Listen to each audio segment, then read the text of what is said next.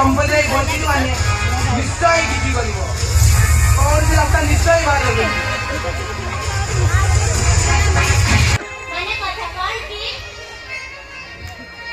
अबे की गलो जे कौन ना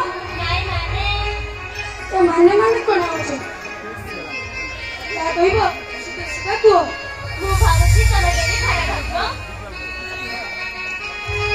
तमे कहबो पुनी मु खरा भाबी तोरा चिंता कर तुम भीतर आसिला केमिति से जति किंतु अथवा न लगे सीधा सीधा को कोन कहया भाई चाहूछो मो कहता कथा ला आमे दिजण परस्पर को धरि पाउछु आ तमे हेला केते बड़ नंबर को आ मु दियारी दिमुठा खाइबा को पाना थिबा गोटे गरीब घररे झियो पुरी कथा कथा समाज राजा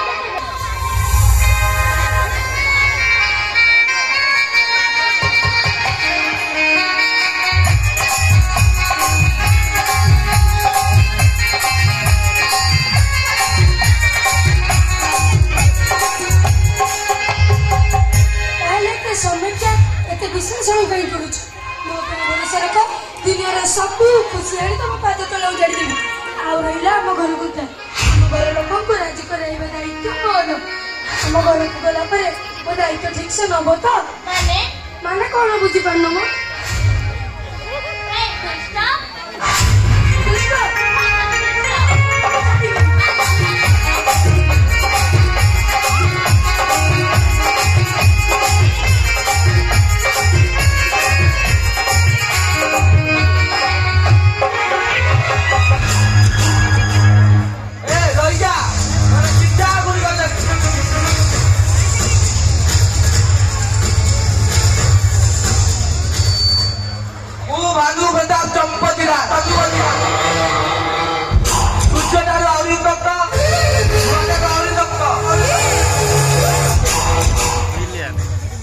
जीवन पैदी भितर विशुद्धता आचरण कर जलिब ना सीधा मरिब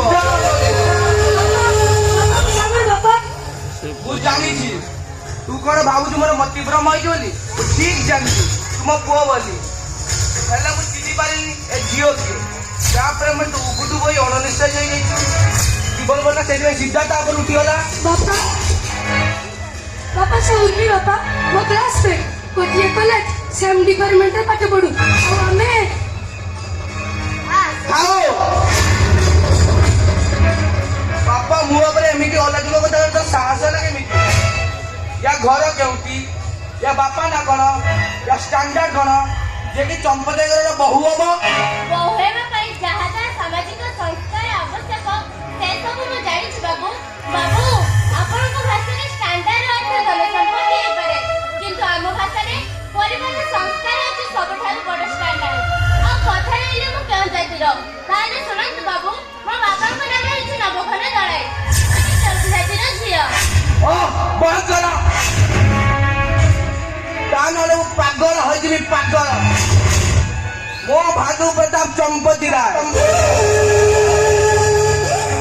सूर्य तारु आउरी उत्तप्त लुआ तारु आउरी शक्त मो जीवन परिधि भितर विशृंखलता आचरण करिब जरिब ना सीधा मरिब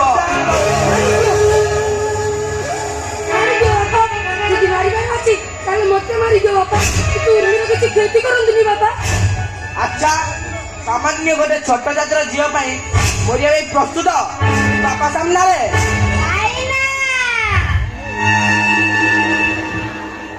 जना पडुची प्रेमटा भारी गभीर हेले मते जा लागुची ए बड़ी स्पेशल खबर ए मुश्किल काहे देना तो दे बापा या नोले म बड़ा बड़े पिल्ला को तो प्रेम जाले फसई दे था मामू वो संभाली पता कोंदू तानले मु बोली जिबि जा तमे मो मामू बोली हेला तो जाओ ए गुटे सामने दे जियो भाई तू तो मार मुख तो बड़ा କଥା कहि पारी ए तू भी मारले ना पड़ा जा मो ना बेटा करा मार दे एमिति पाठ पढ़े भी ओ को बने देबो चंद्र बिंदु आरंभ करियो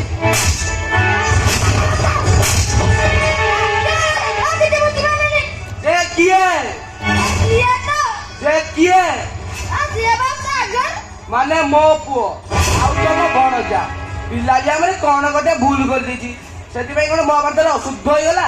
ଆଚ୍ଛା, ମୁଁ କିଏ? ତମେ ପରା ଆମ ଭିଣେଇ ଭାଇ ଆଉ ତମକୁ ଦିଲି କେମିତି ତମେ ପରା ଆମ ଭଉଣୀର ଦ୍ୱିତୀୟ ବୋଲି ସାନେ ଆମ ଭଣଜ ବାଣିଜ୍ୟ ବାପା। ହଉ ସେ ଇଆଡେ ସିଆଡେ କଥା କହି ସମୟ ନଷ୍ଟ କରନି। ତମେ ଯାଅ ତମ ଭଉଣୀକୁ ଟିକେ ଡାକି ଦିଅ। ଆଜି ଆମେ ଝିଅ ଘରକୁ ଯିବା ମାନେ ବାପା ମା ସହିତ କଥା ପକେଇ ବାହାଘର ଲଗ୍ନଟି ଧରି ଆସେ। ଆରେ ଆଣ୍ଟା କରି ଯାଇଲେ ଲାଗି ଶୀଘ୍ର ଯାଅ। ହଁ ଯାଉଛି। ତାମାନେ ବାପା ଆପଣ? ଆରେ ପାଗଳା ମୁଁ ପରା ଗୋଟେ ବାପା ତୋର ଖୁସିରେ ପରା ଆମର ଖୁସି। ହେଲେ ବାପା ବୋଉ କଣ ରାଜି ହବ? ସେଥିପାଇଁ ତୁ କାହିଁ ବ୍ୟସ୍ତ ହଉଛୁ? ତୋ ବୋଉକୁ ରାଜି କରିବା ଦାୟିତ୍ୱ ମୋର। ତୁ ଖାଲି ଆଉ କଣ ହେଉଛି?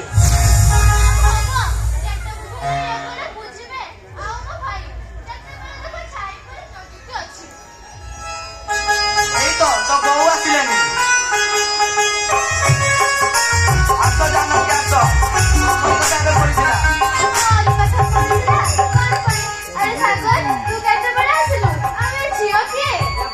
ଭାବି ବହୁ খুব অল্প দিন ভিতরে সাগর স্ত্রী হବାକୁ যাଉଛି ମାନେ ଏ ଘରର ବଡ ବୋହୂ।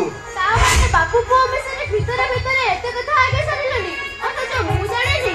ନାଇଁ ମାନେ କଥା କଣ କି ବୋଉ?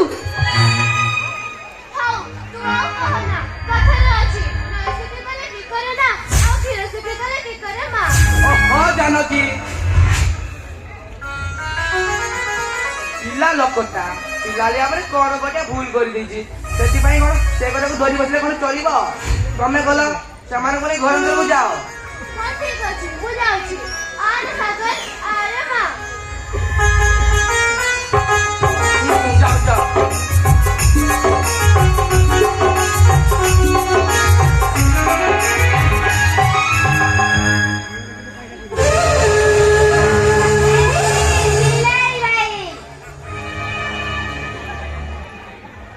ତମର ମତି ଗତି ଜମା କିଛି ବୁଝିପାରିଲେନି। ଆସିଲ ଫୁଲ ମାଳ ପକେଇ ଘର ଭିତରକୁ ନେଇଯିବାକୁ କହିଲେ କଥା କଣ?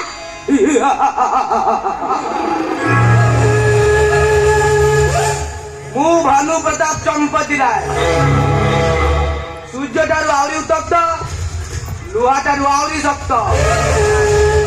ମୋ ଜୀବନ ପରିଧି ଭିତରେ ଯେ ବିଶୃଙ୍ଖଳିତ ଆଚରଣ କରିବ ସେ ଜଳିବ ନହେଲେ ସିଧା ମରିବ।